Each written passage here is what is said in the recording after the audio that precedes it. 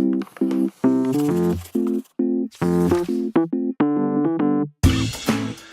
right. Thanks, everyone. For those of you who have just joined us, my name is Alex. I'm going to be hanging out with you for a little bit today. If you're able to hear my voice and see my screen, if you haven't already, do me a favor and find the question field in the GoToWebinar control panel and just shoot me an OK or a sounds good so that I know that everything's working.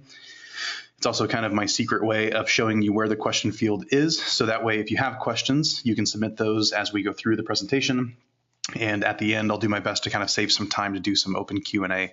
So if you have anything, go ahead and submit that there, and then I will get to it at the end.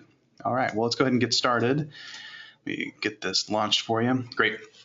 All right, well, welcome again to today's webinar. Today, we are going to be going over a topic that is not a common one that we do, but we get a lot of requests for it. And it's on a certain product that we offer that is a little bit more customized. It's more unique. There's some really kind of cool, unique features that are a part of it. And it's geared towards accountants and bookkeepers and people that have, need to manage multiple nonprofits or churches. So before we get started, let me just do a couple of housekeeping things. So the first one here is type questions in the chat box. I already told you that. We will answer questions as we go and more at the end of the webinar. Typically, I tend to save most for the end of the webinar since we're kind of in presentation mode. It's hard to see the questions. But if we don't get to you or get to your question, then we will download all of those questions that didn't get answered and submit some answers and get back to you via email. Also, this presentation is being recorded, so it will go up online. It'll be a part of an email that's sent out to you later. So if you missed a part of it or need to go, feel free to just get that email from us afterwards, and it will have all the content in there. Alrighty, so overview. A specialized financial platform for nonprofits and churches can be a dynamic tool for your clients, especially with the assistance of a trusted accountant to advise them. So you guys, typically, again, this is kind of broadcast to people that have needs to manage multiple organizations, whether through a bookkeeper or accountant kind of relationship, or it can also be used for organizations that have have need of having separate books, but kind of the need to consolidate things, which we'll take a look at. So this webinar is basically going to give you an in-depth guide on how you can use Aplos to manage your clients, including the setup, customized reporting, and client management options. It's ideal for professional accountants and bookkeepers who are considering managing clients in Aplos and have at least a basic understanding of fund accounting principles and bookkeeping tasks, all of which, again, we will go over today. So that's me, Alex. I have had a number of roles here. Most recently is the customer success team. So we deal with a broad range of things, all the way from people getting set up and kind of going through the initial kind of questions of who is Aplos and what do you guys do and what are the products that you offer, to how do I get set up? Is this the right way to design a chart of accounts? Is this the right way to enter transactions? I'm seeing this thing. Is it an error? All of those kind of questions we get. And we also do some services, so migrating clients from other software platforms that they're currently using to Aplos, or even doing some bookkeeping or kind of damage control type services to help customers clean things up or get squared away in Aplos a little bit better. So for today, what we're going to be going over here is 4 different learning objectives. One is an overview of Aplos as a specialized solution for nonprofits and church clients, and the management platform available for professional accountants and bookkeepers. The second one is going to be a review of common charts of account. I'm not sure how to say it. Is it chart of accounts or charts of account? I'm not sure if it's one or the other, but whatever that is, structures for nonprofits and churches, and understand customization options, as well as administration options for streamlined chart of account setup and roll-up reporting. Third one here is gain advanced knowledge to implement dimensional reporting using tags and create popular customizations for specialized nonprofit reporting, including generating a Form 990 report. And then lastly, we'll take a look at how to understand and improve practice efficiency, including time tracking, task tracking, currency conversion, importers, automated transactions, and allocations. So there are a couple of polls that we're going to need to do here throughout the day. So let's take a break and do the first one here before we get on to the first topic. And Kim says it's chart of accounts. That is the pluralization, the proper form of that. So thank you, Kim. Appreciate that. So first poll here, I'm going to launch that. You should get that popped up on your screen. Question is, what accounting software do you typically recommend for your nonprofit or church clients? Select one of the following: Aplos, QuickBooks Online or Desktop, other fund accounting system, or other small business accounting system. And I am seeing some familiar names in the room, so if those names don't put Aplos, we will have a follow-up conversation after the presentation. Just kidding. 2 and 1. Okay, close poll. Great. So 40% said Aplos. Great. 20%, 28% QuickBooks Online, 13% QuickBooks Desktop, 13% other fund accounting system, and 8% other small business accounting system. Great. Thank you, everyone. Alrighty, so let's get back to this. So let's go on to that first learning objective, which is an overview of Aplos as a specialized solution for nonprofits and church clients. It's supposed to say and church. And the management platform available for professional accountants and bookkeepers. Alrighty, so let's take a look at Aplos. So I'm going to go over here.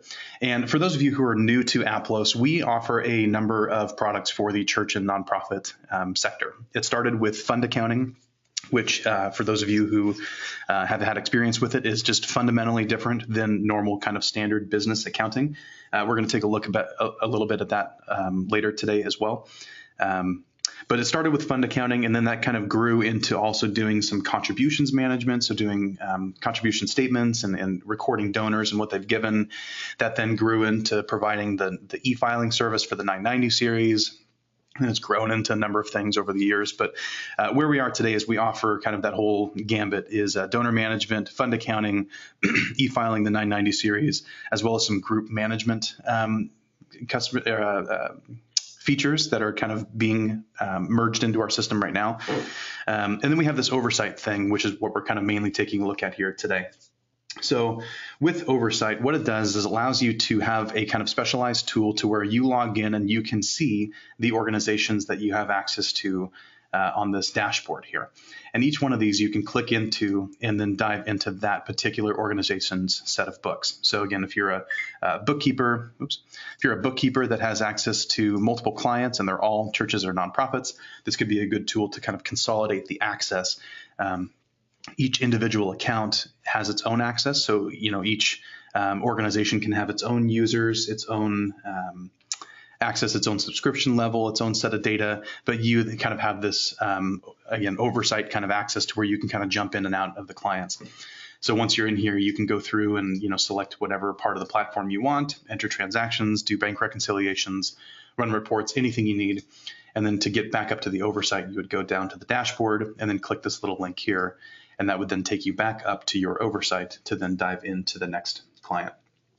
Okay, so there's a number of features here, but let's kind of take a look at kind of just some main navigation for the most part, and then kind of what other fields you can click on here, and then we'll go into some more specific examples. So on the dashboard here, you can see, again, a list of all of your organizations. You can kind of search for certain criteria within the state range here. And also if you have old or expired or disabled clients, you can also kind of show them here as well. And then this little plus button will allow you to add columns to this screen in order to see more information. So here's their organization name and the management console, which we'll take a look at here a little bit later. And then the revenue, expense, you can also add net, assets, liabilities, other kind of financial data here, which will again kind of expand kind of a snapshot look at each organization. So within this date range here, this is December then figures. You can kind of quickly go to, okay, here's all of my clients, here's all of the revenue and expense marked down for each one, here's the net, and then the total assets and total liabilities of each organization. So that's kind of the dashboard. Again, we're going to dive into some more specific things here in a little bit, but that's mainly the dashboard here. Over on the left is accounting. So if you click on this, it'll bring you to a couple of different pages here, one of which is contacts, where you can manage a contact list for your oversight group. So if you have, as the oversight, let's say you're a bookkeeping firm, if you have contacts that you want to keep contact data tabs on, you can add them here, companies and individuals, custom fields, groups. You can manage all of your contacts here. You also have reports. Okay, so reports here is, accounts. So accounts here is where you can set up an account list for your oversight account. And this has a number of different features here. A couple of them include the ability to set up a chart of accounts that will then become the default when you create a new organization. So let's say that you're, again, a bookkeeping firm. You specialize in small to medium nonprofits that are kind of just getting going with things. They don't necessarily know what they need. And so you build a chart of accounts that kind of is a standard or default. So you can create that here. This again is your oversight chart of accounts. So you would go through here and create the funds that you need. You can create the liabilities, the income and the expense categories, just kind of a basic kind of fund structure chart of accounts here. And then when you then create a new organization from the dashboard to set up a new client, that new client would then automatically start with that default templated chart of accounts. So you don't need to create every single time or import. It just kind of gets copied and pasted into that new organization. So again, if you're kind of wanting to just start them with a common starting place, that could serve that purpose. Or if you do something to where you kind of manage their books and always fit things within certain categories, that would be a very quick way to kind of standardize all of your clients' chart of accounts. So that way you don't have to worry about remembering kind of what structure one uses over the other. They're all just kind of templated into the same thing. Another feature, which we'll take a look at a little bit more detail a little bit later, is the idea of consolidated reporting as well. So in consolidated reporting, let's take a different example and say you're not a bookkeeping firm, but you're actually an organization that has operations in multiple countries, different currencies, and so you need to be able to apply conversion rates and consolidate those reports. Having a standardized chart of accounts would help with that. So what this does is allow you to, again, kind of create a master chart of accounts that then is copied and pasted into the two kind of sub-organizations, and then they can use it to their extent, as they have transactions throughout the month. And then what you can do then is go over here to reports and run some consolidated reports, including a balance sheet and an income statement. And so you would be able to run a balance sheet and run an income statement that would then take, I'll show you in a minute how to kind of check your sub-organizations to make sure that they have roll-up reporting included. And so anyone that's checked there, let's say you're running an income statement for 2017, January through December, you go to the income statement, you then select last year. And so it's got that date range in there. And then what you're doing is this is then pulling the data from all of those organizations that you said to roll up data for and putting them into one consolidated income statement.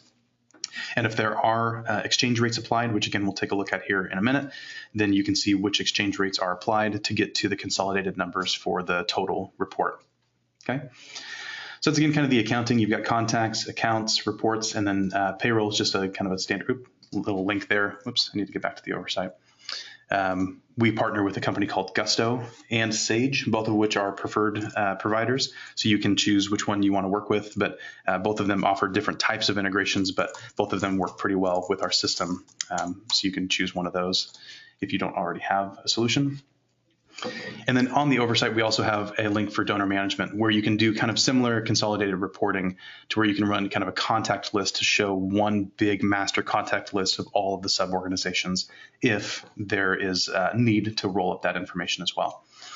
And then e-file. So e-file, if you need to file the form 990N or 990EZ for your clients, you can go to this e-filing, start new filing link here. Both of these forms here, the 990N e-postcard and the 990EZ, we are approved IRS e-file providers for both of those forms. So you can click the Start New button here and then enter your client's EIN and the year that you want to file for. And then it walks you through kind of this like TurboTax type kind of wizard step-by-step in asking you different information. As it relates to the 990EZ, as you go through it and you answer questions, there's certain schedules that are then triggered if you meet certain criteria. What our system will do is, depending on how you answer the questions, it'll automatically trigger all of those schedules for you.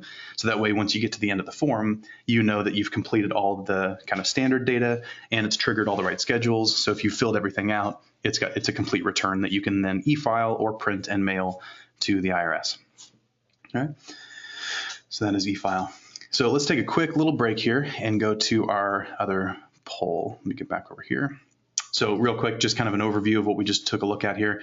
Kind of learning objectives. So overview of Aplos is a specialized solution for nonprofits and churches. Again, we offer web-based fund accounting solutions that also includes other products like the 990 e-filing series, as well as donor management and member management. And oversight is, again, kind of like a unique view at that. So if you have the need to manage multiple organizations or quickly access multiple sets of data, then oversight could be a pretty neat tool for you, which we're going to dive into here in just a minute. Okay, so let's see, poll number 2. Let's launch that. Launch poll. So the question is, how often do you work with nonprofit or church clients? one of the following: daily, I work exclusively with that demographic. Daily, I'm an in-house accountant, often, sometimes, or rarely. Okay, give that a few more seconds here. 3, 2, and 1. Alrighty. So 28% said daily, I work exclusively with nonprofits. 15% said daily, I'm an in-house accountant for a nonprofit. 21% is often, 21% is sometimes, and then 15% is rarely. So pretty good spread across the board. Thanks for doing that. Okay, so learning objective number 2. So let's now review a common chart of accounts structures for nonprofits and churches, and understand customization options, as well as admin options for streamlined chart of accounts setup and roll-up reporting. All right, so back over to Aplos. So for this purpose, I'm actually going to dive into one of these organizations here. So the animal shelter. So again, now I'm in this one client set of books. So I'm going to go over here to the left-hand side, click accounting, click accounts, and then account list. All right. So for those of you who have been with Aplos for a little bit, this is going to be a little bit of a review, but for those of you who might be a little unfamiliar with fund accounting, this is going to be kind of a snapshot of how that works. So in standard for-profit accounting, as it relates to fund accounting, everything is pretty linear. So you have your assets, which are the stuff that you own. So an asset created to represent banks and accounts receivable and current and long-term assets and investments and inventory, all that kind of stuff is all the asset accounts. Liabilities are all debt, so short and long-term debt, any sort of current or long-term portions of those, credit cards, accounts payable, that kind of thing. Those are typically still pretty standard in Aplos. So assets are typically, again, things that you own. Liabilities are things that you owe. So nothing really changes a ton there. Income and expense are also pretty similar. So with income and expense, income, again, is to track the activity that's coming into your organization. So as money flows in, you want to use an income account to record what that was for, or where did it come from, or kind of what purpose, why are you getting money? So that's where most nonprofits and churches have some sort of tithes and offerings or contributions income there. They might also bring in money from grants or interest or sales or that kinds of things. So all of those income type accounts here. And then expenses, again, whatever you spend your money on. So salaries, rent, bank fees, office supplies, unique kind of project expenses, all of that would then be set up as one of those expense categories. So assets and liabilities, again, the purpose here is to kind of show a snapshot of what you own and what you owe to kind of get to what you're worth as an organization. Not intrinsic value, but monetary value. These represent actual figures. So the assets that you have here are actual possessions that you have somewhere for whatever purpose. Liabilities is actual debt, so actual money that you owe someone else. So again, kind of more of a snapshot on how the organization is financially healthy there. Income expense is more used for activity. So instead of just saying, hey, we made 100,000 and we spent 80, well, great, but what was it for? Why did you receive it? What did you spend it on? Those kinds of questions are more activity based. So where we differ here is then in the concept of equity. So, and I say we, what I really mean is fund accounting differs here in this terms of equity. So from a for-profit business standpoint, equity is very, again, kind of linear. You have your retained earnings, so money that you have made and accumulated over past periods. You have your net income for the year. You have stockholders' equity. You have additional paid-in capital. You have all of these kind of owner-based and retained earnings-based types of equity breakdowns. But with fund accounting, what it actually does is it breaks your equity up into having different equity accounts for each fund that you need to manage. Because in fund accounting, each fund is a self-balancing chart of accounts. And honestly, the easiest way that I can illustrate this is to use our starting balances page. So here's actually a pretty good way to kind of illustrate how this adds dimension to a chart of accounts. So let's say that you are a for-profit business and again, you don't really need fund accounting. What you're really working with is one column here, which I can't really highlight, but let's just imagine that these don't exist and you're just looking at general fund. You've got assets, you've got liabilities, down here would be income and expense, but all of which are kind of, again, linear. It's all kind of happening within the same general kind of purpose for the organization. But with fund accounting, what this is doing is it's adding dimension by each fund then has its own asset balance, its own liability balance, its own income, and its own expense. So really, it's like having the same chart of accounts for each different fund that you have created. And instead of creating just a ton of accounts, we then just create a different fund. So that way, when you use the checking account, I'm going to choose my checking account and its deposit for $100. I'm also going to choose what fund this is impacting, because then we know that if you said I'm using contributions income for $100 and it's going into my checking account, we know to increase both checking and contributions income, but you've picked the same fund. So we then increase the income in that fund and increase the fund balance within that checking account. So over here on the right is the total. So all of these fund balances are leading up to the total, which you have for the entire account. So if my checking account as a starting balance was $10,000, I can then allocate that $10,000 across the different funds that I track. So when I go to my checking account, I can look and say, great, I've got $10,000, but 10 of it is general, or well, I guess 5 of it would be general, 3 would be building, and 2 would be the ABC fund. That's potentially something you could do there. This then also kind of manifests in the reports. So when you go to a report in a fund accounting system, you should be able to run the standard report, like an income statement or a balance sheet. You should also be able to run those same reports by fund, because again, it's a self-balancing set of accounts, meaning your chart of accounts copied and pasted for every fund that you keep track of. So we would be able to get to a balance sheet by fund. So let's take a look at that. This might not be the best account for it, but let's take a look. So balance sheet by fund, as of today, the way that this kind of report specifically kind of orients is each balance sheet has then got its fund title up here in the top right. So here's my general fund balance sheet. So this is the balance sheet, asset and liability balances and equity value for this one particular fund. If I were to expand my building fund, then that's that unique balance sheet. My ABC fund, each one has its own unique balance sheet. A report that I like that, again, kind of illustrates how the fund accounting kind of streams together is the comparative balance sheet by fund, which then you can add the total column in there. So then I can see, here's my total, but that total is actually made up of all of these individual fund balances here. So from left to right, my checking account has this much in it, and it's made up of these balances.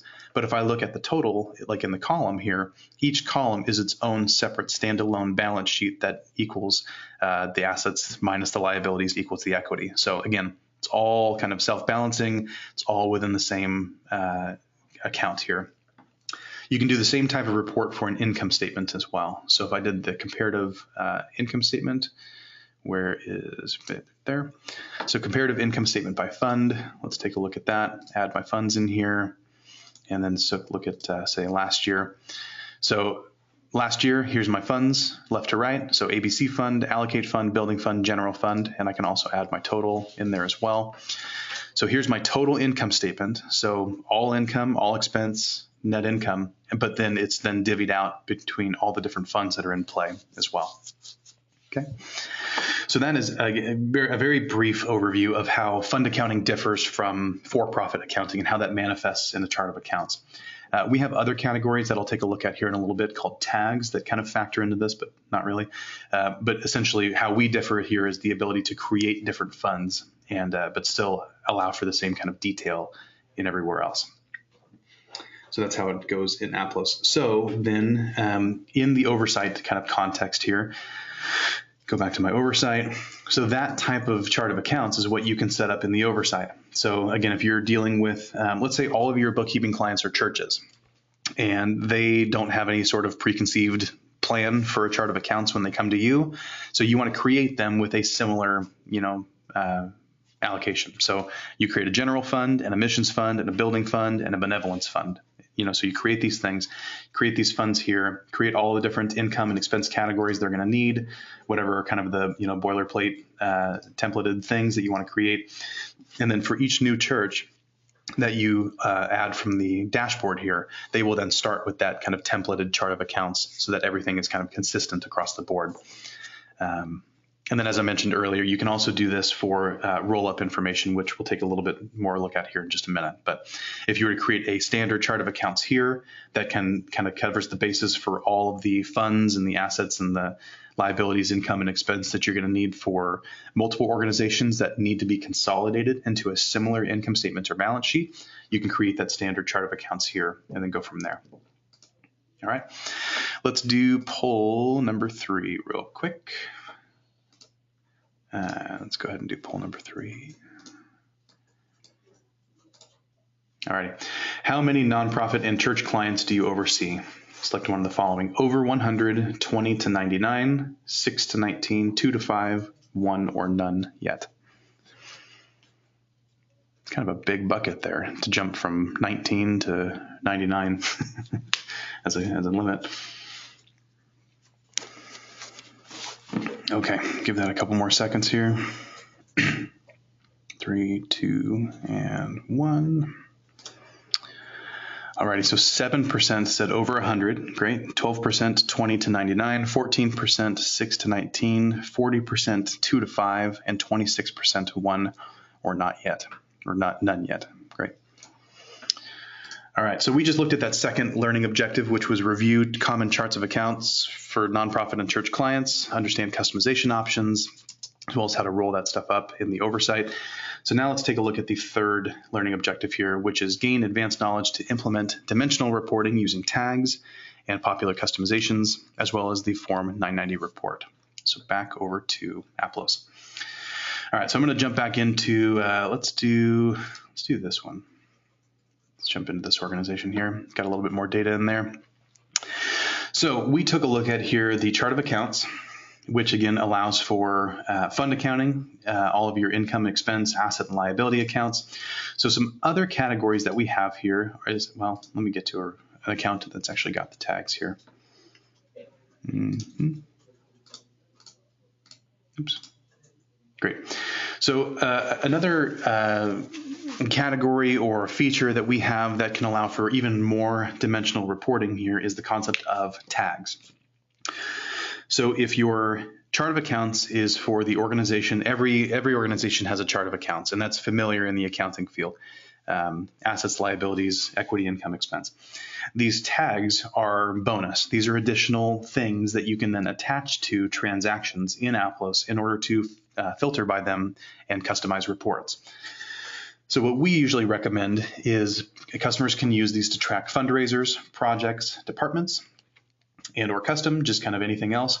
But these can also be renamed. So a lot of our clients actually use these for tracking locations or ministries or missions trips or even people. I've also seen them used to track card holders for like a credit card. If you have one credit card balance that 15 people or more contribute to, you don't want to set up a separate liability account for each one because they don't have their own balance. They're all contributing to the total. So you need to be able to reconcile, but you want the detail. So this is a way to do that, is to set up card holders as a tag. So then as you enter transactions, you can put the card holder tag on it in order to then filter by it on a report. So tags, if you're familiar with QuickBooks, it's essentially the same capability as what they call a class, same kind of thing. We just allow for multiple categories of it. In the starter or standard realm of Aplos, we have multiple kind of tiers of the accounting product. In the starter and standard, we give everyone access to custom. So custom doesn't have a name, but you can use it for pretty much anything you want. You can create any sort of category here, and then that tag will then be applicable when you enter a transaction. If you have the advanced or total packages of Aplos, we add a couple of other dimensions here, which is custom, but then also 3 other categories here, which again, we default to fundraisers, projects, and departments, but you can rename to be anything you want. So locations, let's say I want to do this as ministries. Let's say I'm a multi-site church or something. And then here I want to do card holders.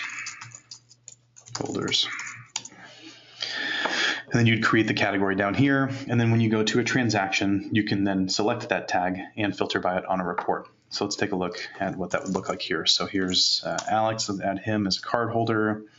Location, I'm going to say this is my North campus. Ministries would be the youth ministry. ministry. Okay. So now that I have these created, I can then go over to the transactions field, go to the register page here, and I've got some transactions in here, but let's enter a new one. So I'd enter the date and the payee. So let's say I'm going to go to Best Buy,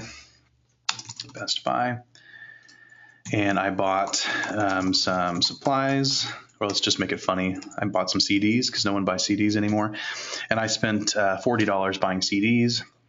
So I'd enter the payment value, the deposit, it's one or the other, the check number I bought with the card, account here. I'm going to pick what expense account that applies to. I don't really have a good one, so let's just do building expense. That then applies the fund that I've attached to that account. So it kind of automatically selects the fund, but I can change that if I want to. So I want that to come out of the general fund. And then down here, I can pick the tag. So I'm going to say that was for my North Campus youth ministry, and it was Alex Akery who spent the money. Okay. And then I'm going to apply this right now. We're going to talk about this here in a second, but the 990 tag, and then submit. So then now that balance down here at the bottom gets put in as a transaction. So you can see that it decreased my balance. If I scroll down here, there's actually a fund balance chart that tells me out of this balance here, this is how my fund balances are divvied up to make up for that total. So this is, again, where the fund accounting comes into play. Each transaction that you enter impacts some sort of fund balance, either positively or negatively. So there's that. And then if I click on this, I can see what tags were applied. So now what I can do is I can go over to reports. And similar to how you can run reports for the fund, with a fund, you can run a balance sheet or an income statement because, again, it's a self-balancing set of accounts. So it kind of works across the board. But with a tag, it only applies to income and expense transactions. So you can run either a transaction list by tag, or you can run an income statement by tag. So let's say I did an income statement by location. So now if I go down to my North Campus, there is that building expense right there to show for my North Campus. I can do the same thing with the ministries as also with the card holders. And there's also some cross-filtering that you can do as well. So if you wanted to run an income statement that kind of combined figures across different tags, or had a transaction list that boiled down to, show me transactions for this account and this fund in this department on this location for this project, you can get that granular. If you've tagged everything and kind of recorded everything properly, you can get to those reports pretty easily. Okay, so that's kind of tags. Again, they kind of add an extra level of dimension to a chart of accounts to enhance reporting for nonprofits and churches, in addition to the fund accounting that we offer. The last kind of category here in the tag section is the 990 tags. Now, 990 tags only apply to organizations that need to file the full Form 990. And by full form, I mean the one that is above the EZ. It's typically for anywhere where your revenue is from, I'll double check, but I think it's 500,000 up. If you've crossed that kind of gross income line, you would need to file I'll double check, but I think it's 250 actually, now that I think about it, $500,000 worth of assets. Anyways, once you hit a certain revenue line, you have to file the full Form 990, which requires you to kind of bucket your transactions into certain categories. So here are all the different revenue and expense categories that the 990 asks for. So this in and of itself is basically a chart of accounts. So my kind of personal soapbox with charts of accounts is you typically want to create a chart of accounts that makes sense for your organization. If you were just starting out as a small nonprofit and you just copied and pasted this and tried to use it as your chart of accounts, good luck. It's for the IRS. It's something they specifically want to see. I don't necessarily recommend it for everyday practice, but what we've done is to kind of accommodate for that. We've created these 990 tags. So your chart of accounts can be whatever you want it to be. You can do whatever you want with the funds, the accounts, everything is very customizable to make it exactly what you want. But if you still need to then report for the 990, what you can do is you can set up these 990 tags to be mapped to your income and expense categories that you've customized. So that way when you pick your office supplies expense account, it then will show you what 990 categories might be applicable to that transaction for you to select. So let's take a look at that. So let's say that I don't know that I can manage because this organization is kind of locked down by the oversight. So I'm going to get to my account real quick just to show you what this looks like. So I go to tags 990. Okay, so enable here. So for each one of these categories here, let's say that I wanted to map office expenses. So I'm going to click on this. That then brings up my chart of accounts. So these are all my categories here. So I would go through here and I'm going to pick which categories might apply to this 990 tag for office expenses. So that might include office supplies, it might include printing and postage, supplies, that kind of stuff. Move down here. Let's say that that's it. So 5040. So I'm going to just click update. So now when I go to enter a transaction, I go to my register again, and I'm going to enter that 5040 expense account. So now that I've selected that account, because it's been mapped to only a couple of different 990 tags, when I click into this field, it only triggers the list for what applies. So those are this office expenses 990 category is what applies. So there's not that big long list. It's just the one that I selected for this account. And I can choose whether it's a program service type of expense, management in general, or fundraising, which are those three different categories that are needed for the 990. Okay. So again, 990 tags is just it's a bonus feature that you can use if you need to file the full form 990 form. It is in addition to your normal chart of accounts, so you can do whatever you want for the chart of accounts and not feel like you have to kind of change things to adhere to these kind of more global categories. You can still use your own custom chart of accounts, but map it so that way the applicable 990 category gets chosen as you enter transactions throughout the year. All right. So that is the 990 reporting. So let's do the last poll here. Poll number 4. Launch poll. Question is, which services do you typically offer nonprofit and church clients, including annual audits, Form 990 prep, financial review, consulting and accounting advice, bookkeeping services, or other? Okay, give that a few more seconds. 3, 2, and 1. There's probably a lot of crossover here because usually if you do one, you probably do some of the others. But 11% said annual audits, 32% said Form 990 preparation, 58% said financial review, consulting, and accounting services, 55% said bookkeeping services, and 29% other. Great. Okay. So that was our third objective that we just covered, which was kind of take a look at how Aplos easily tracks funds, departments, projects, fundraisers, locations, events, and much more through the tags and chart of accounts, and also review the differences between Aplos' chart of accounts and the accommodation of providing info for the 990 reporting. Again, all kind of used through that bonus feature of tags. You can gain some more dimensional reporting through using those. Okay, so last one. So let's take a look at how to improve practice efficiency, including time tracking, task tracking, currency conversion importers, automated transactions, and allocations. So back to the oversight. Let me get there. So we took a look at a chart of accounts. We took a look at a little bit of how to design one that will then kind of be applied to multiple organizations that you need to create. So how does it look to actually create an organization here? So let's say you got a new client or you're setting up oversight for the first time. When you land on the dashboard, up in the top right here, you can do one of two things, either manage tasks, which we'll look at here in a second, or add an organization. So let's add an organization. So in here, you'd put, city, church, whatever you need here. You'd select the products that you want, so accounting or donor management or accounting and contributions tracking, whatever you have need of for this organization there. You can also choose a couple of options here. One is to pay the invoice, or you can choose to not pay the invoice. If you choose to pay the invoice, when you add the organization, it will trigger the payment page because all of your organizations are billed on the same cycle, or at least the ones that you've selected to pay the invoice for. So if you you provide services for clients, you kind of eat the cost of the software, so you can choose to take on the billing for them and then do your own billing for the services and or software, whatever you want to charge them for to them. If you choose to unpay or choose to not pay the invoice, what it does is it creates this organization with a 15-day free trial, at which time it will prompt them for payment. So if you kind of want to keep your hands out of that mix of paying for things, you just want them to use Aplos, you recommend it, you just want to have that kind of oversight access, you can choose to not pay, but they'll still be part of your organization to to oversee. And then administrator. So you can choose to be the administrator of this organization, which will not prompt you to add anybody else to have access to that particular account.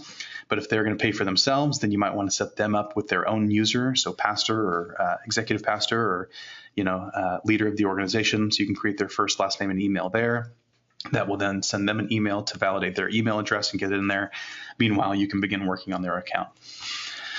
And you can add multiple at a time. But once you've created them, that will then take you to the dashboard to where then you can click on their name. And again, that will kind of take you into their particular account and all of their financial data. Over on the right-hand side, you can add more columns. I kind of showed you what the kind of roll-up total revenue, expense, net income, assets, and liabilities look like. But you can also do the option to roll up reports. You can look at time logged, task, or status of the organization, as well as the exchange rate. So let's take a look at all of this stuff. So from left to right, you've got the management console. So if you click on management, what you can do is you can go in here and you can see kind of an overview of the organization and how it relates to your kind of services that you're applying to them. So let's say the animal shelter, I want to add a note that I have to follow up with them at a later time. So I can add a note and say follow up with them next week and post, and then that will add a note to this particular organization as I look at them. So if you need to kind of exchange notes between staff, you can use this as a kind of a communication tool to add info for this particular organization. You can also choose what tasks have been completed, which we'll take a look at here in a second. But I set this up just as a demo to say maybe I'm a bookkeeping organization and we want to track if we've entered donations, reconciled the bank, and pulled reports for the customer. So for December, let's say it's all done. So I'm going to say it's all complete. And then for this month, for January, I have entered transactions, but I have not reconciled anything because it's not done yet. So I'm going to put that in there. So now when I go back to the dashboard here, and I look at the task or status for December, it now shows me that those have been completed for that organization. Meanwhile, everyone that's red has not been completed, so I know that I need to do task 1 for everyone else, task 2 for everyone, task 3, that kind of thing. So that is the task and status. And you can manage those tasks here up at the top. So if you wanted to add more of those, you can add a task. You can disable a task if you don't want to use that anymore. And then you can click on it to kind of change the sequence. So however you want that to appear in the list, whatever number you want it to have, and then change the name of it as well, whatever you want to call it. So time logged also, this is all kind of adhering to this date range here. So you can change this date range to be, January, search. So now again, I had marked that I had only done task 1 for January, so that's why that's showing there. I logged some time in here. I logged 16.5 minutes into this customer today. So this will tell you kind of a running balance of how much time has been spent actually in this organization. So if you bill by the hour or by, CPAs and lawyers like to bill at, 3-minute increments or something like that, you can see how much time has been spent. And then the last one here, or next, second to last here, is the roll-up reports. So if you need to run a consolidated report, let's say, again, you have one organization, but maybe multiple locations or chapters or something, each one needing its own set of books, you can click to roll up reports. So that way, when you go to the income statement or balance sheet at the oversight level, you can then run that report, and that will automatically go and grab all of the information for that date range from each of those organizations that you wanted to roll up. If you have the same chart of accounts, everything will go into the same categories. If you have not standardized a chart of accounts and each one kind of does its own thing, then what it will do is it will just combine the report. So if there's 2 office supplies reports, your expense accounts, if they are both called office supplies and they both have account number 5,000, it'll roll up. If one of them is 5,000 and the other organization has 5010 as the account number, both titled the same thing, they'll show up as 2 different lines on the report. So there's no chance of you missing anything, but some of it might be kind of rolled up into the same account if it's got the same name and number. Otherwise, it'll be its own stated item. So let's roll up reports. And the last kind of thing here is the exchange rate. So this is helpful if you, again, have parts of the organization that are in a different functional currency, that they're doing their operations in, really any sort of currency symbol here. This is all from Yahoo Finance, I believe. So all of these exchange rates are grabbed whenever you say get. You can pick the exchange rate that you want and say get. and then that will bring over what the exchange rate is as of this moment. And then when you go to the reports, then if this organization has an exchange rate applied to it, it will then apply that exchange rate and provide that updated number on the consolidated report to bring it into the U.S. currency. So if this is, let's see what this is today. So 833 times what U.S. currency is, then those figures in that particular account are going to represent that kind of inflated number. So it's going to show that they have like $10 million in their bank account. But when you apply the exchange rate, that will then come over to the consolidated report as whatever the kind of U.S. equivalent of that money value would be. So that is the currency exchange. All right. So that was quite a overview of the oversight product. Just kind of recap the learning objectives here. We kind of first took a look at an overview of Aplos as a specialized solution for nonprofits and churches. Again, kind of uniquely focused on the fund accounting, as well as the provision of multiple products that churches and nonprofits might need. So donor management, e-filing, member management, website creation, fund accounting, all of that product's core is what we tend to specialize in. We also looked at a nonprofit or a church fund accounting chart of accounts and what that looks like in a software, as well as how that's enhanced by using things like tags. So again, not part of your core chart of accounts, but some other kind of extra parameter that you can put on the transactions in order to filter on reports. And then how we also provision for the 990 reporting. And then we took a look at how to keep track of your tasks and status and bookkeeping services through Aplos Oversight, as well as how to consolidate reports, apply exchange rates, and view the management console for each one. Right. So again, kind of a big rock skipped through a lot of different things today. So I'm sure you have questions. I'm going to pause for just a minute and let you submit something there. Then I'll do my best to answer everything in just a second. Okay, let's take a look at some of these questions. All right. First one here is, if you had a new client that wouldn't use the chart of accounts on file, can you not use the chart of accounts on file? Would you be able to override that chart of accounts if you had to? Yes, good question. So let's take a look at that. So in Oversight, if you go to that chart of accounts, up in the top here, there's this little gear icon. If you click on that, one of the options here is lockdown. So if you have lockdown checked, then all of your sub-organizations will not be able to edit their chart of accounts. But if you uncheck this, then now you can override it. You can create your own chart of accounts. You can make whatever changes you want. Okay. Is there an additional fee for the 990 function? Not for the function itself, but for each e-filing. The 990N for the current year is free. It's $19.99 for any prior year return. And then for the 990 Easy, it's $39.99 per return filed for whatever year of the 990 Easy. Does this apply to Canada? Yes, Aplos can be used globally. You can use it wherever you want.